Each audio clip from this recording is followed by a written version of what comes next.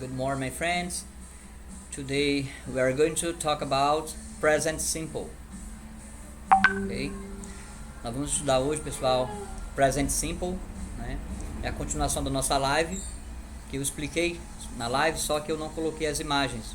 Então nós vamos dar uma repaginada, uma revisão só nesse termo aqui, só nesse tempo verbal, para vocês estudarem e estudarem para suas avaliações, ok?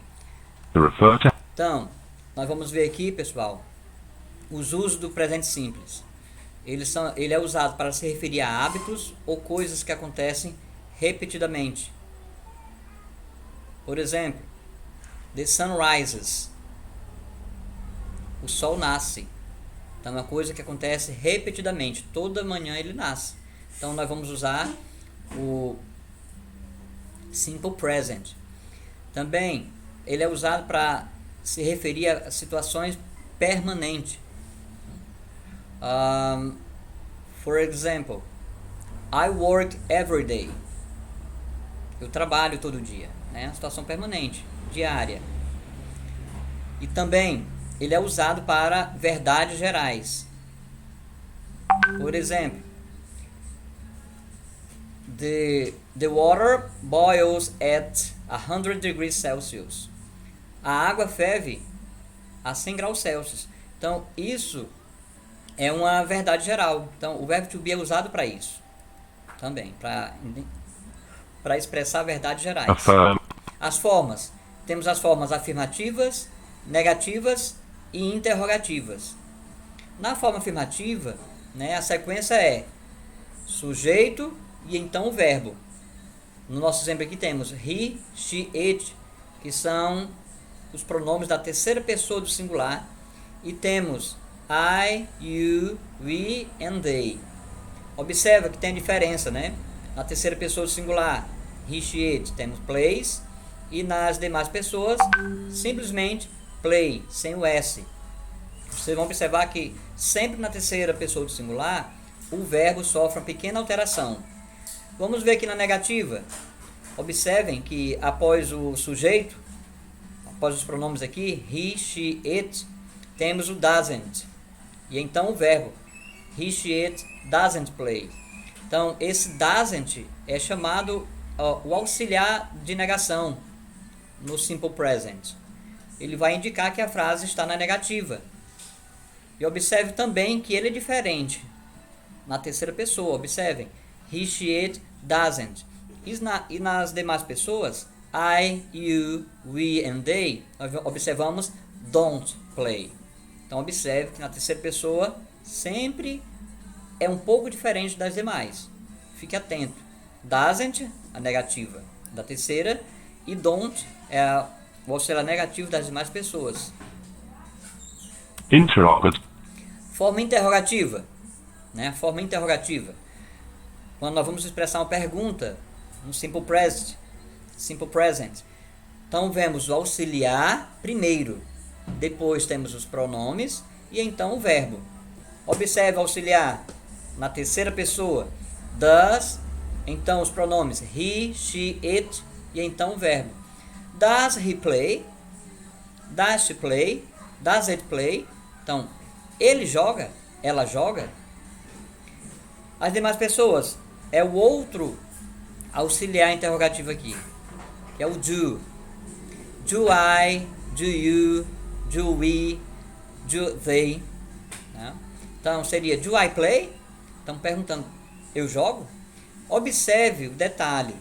A terceira pessoa, mais uma vez, does. Chama atenção sempre para a terceira pessoa, que na terceira pessoa singular é onde vai ocorrer a mudança, né, nos auxiliares. Fique muito atento a isso. Vocês sempre podem voltar, rever esse vídeo várias vezes, então façam isso para vocês assimilarem.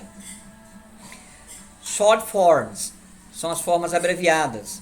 Nós temos a full form, que é a forma completa, e a short form, que é a forma incompleta. Na full form nós temos does not, e na short form doesn't. Então does not é a forma completa, né, do auxiliar da negação. Doesn't é a forma curta, a forma abreviada. Do not, forma longa. Don't é a forma abreviada. Professor, quando é que eu vou usar essas formas abreviadas aqui? A forma abreviada sempre a gente vai usar nas conversações do dia a dia, né? E de forma escrita nós vamos usar na escrita informal. A forma longa nós usamos na escrita formal. Importante vocês terem noção disso, ok? How to make. Agora vamos ver aqui como que nós fazemos, né? Formamos a terceira pessoa do singular. Como é que nós conjugamos esses verbos na terceira pessoa do singular? Vemos o verbo play, né? Observe aqui um pouco acima, general rule, é a regra geral. Em regra geral, para fazer a terceira pessoa do singular, que vocês já sabem, que são os pronomes he, she, it, você apenas acrescenta s.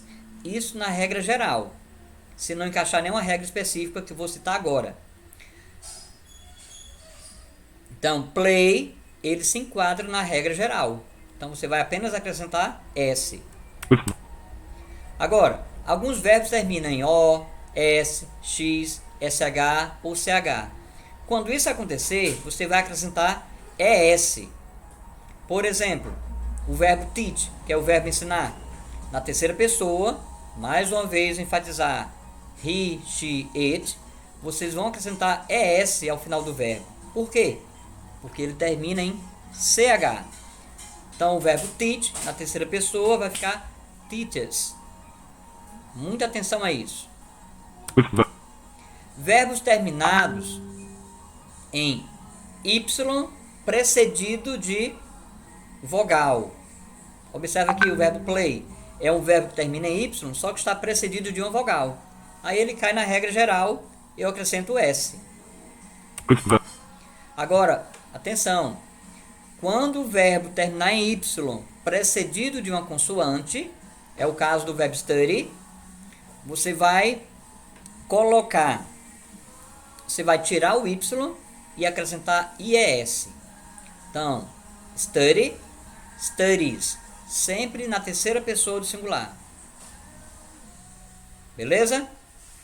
Note that. Atenção.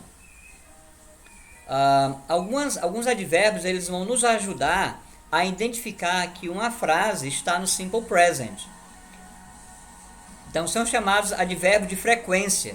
São eles usually, sometimes, almost, never.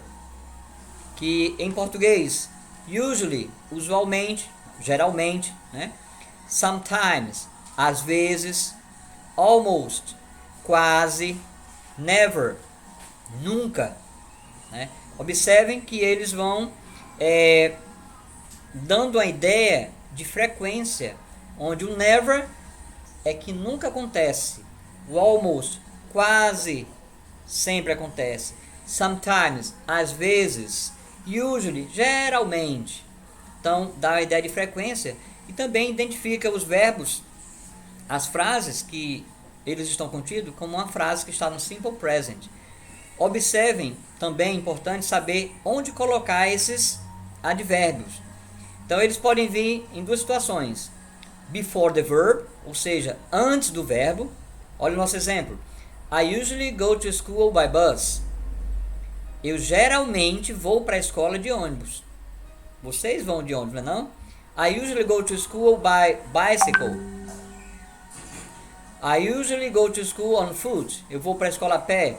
Observa, usually é o nosso advérbio e ele está antes do verbo go, que é o verbo ir. Ele também pode vir depois do verbo to be. Olha o nosso exemplo. She's often with her friends at weekends. Ela está sempre, ou quase sempre, né, frequentemente com suas amigas no final de semana. She is often. Observa o verbo to be, is, e o advérbio de frequência, often. Então ele vem após o verbo to be.